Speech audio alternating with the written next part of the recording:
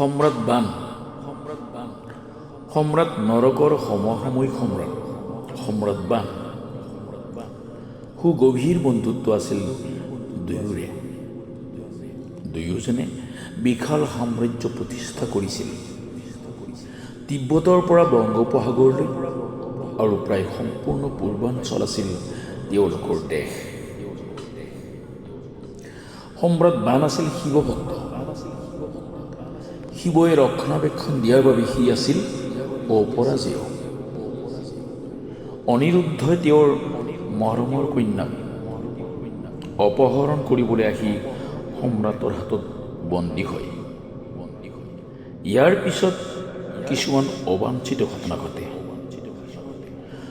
অনিৰুদ্ধক উদ্ধাৰ কৰিবলৈ অহা যাদৱ সৈন্যৰ সৈতে তেওঁৰ ভীষণ যুদ্ধ হয়। শ্ৰীকৃষ্ণৰ সৈতে যুদ্ধ হয়।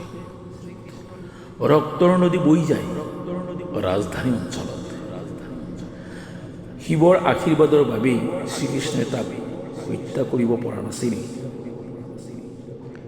এই যুদ্ধত সম্ৰাট বানে নিজৰ দেশৰ জনগণ আৰু যাদৱ সৈন্যৰ স্খলিত জীৱন আৰু ৰক্ত দেখি অনুতপ্ত হৈ অস্ত্ৰ সম্বৰণ কৰে।